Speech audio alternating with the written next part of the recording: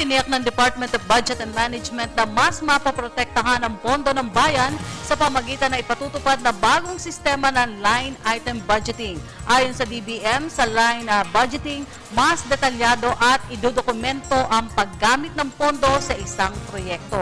Hindi tulad sa PDAP na hindi natutukoy ang nilalaman ng isang proyekto. Narito ang report ni Dina Pagibitan. Line item budgeting. Ito na ang bagong sistema na iiral sa paggamit ng pondo ng bayan matapos tanggalin ni Pangulong Aquino ang Priority Development Assistance Fund o PDAF. Ayon kay Budget and Management Secretary Florencio Abad, ibibigay ito sa mga ahensya ng gobyerno sa pagpapatupad ng mga proyektong kailangan ng mga tao. Nakapaloob sa bagong sistema ang pagdaan sa proseso kung saan dokumentado ang lahat ng paglalaanan ng proyekto ng mga mambabatas. Malayo ito sa dating sistema ng PDAF na naaaprobahan ang paglalabas ng pondo na hindi tukoy ang nilalabas ng proyekto. Sa susunod na taon, kung nakalista na lahat yung project dyan, hindi na sila kailangan pumunta sa gobyerno kasi meron tayong GEA as Release Document Policy.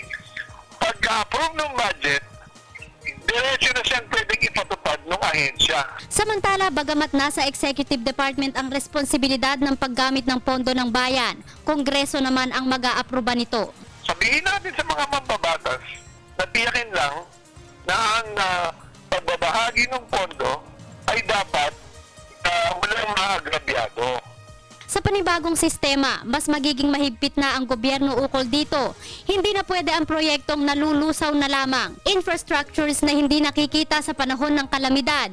Fly-by-nights NGOs, gayon din hindi lahat ng proyekto ay maaaprubahan. Direkto pa ng Pangulo na lahat ng proyekto dito ay kailangan nasa website ng DBM, nasa website ng ahensya, at nawa sa website ng national government. At kung kailangan i-bid ito, dapat naka-upload din sa website ng Philippine Government Electronic Procurement System. Bid notices, tsaka yung notices of award. Nanindigan naman ang kalihim na dapat lamang na idaan ng pondo sa mga ahensya ng gobyerno upang matiyak na magagamit ito ng tama para sa kapakanan ng taong bayan. Hindi pwedeng ibigay yung pondo ng gobyerno sa isang pribadong grupo dahil ang pondo ng gobyerno public funds and they are supposed to go for public use. Gayunman, paalala ni Secretary Abad, dapat na maging mapagmatsyag pa rin ang taong bayan sa kabila ng pinaigting na sistema upang matiyak na hindi lamang iilan ang makikinabang sa pondong para sa bayan.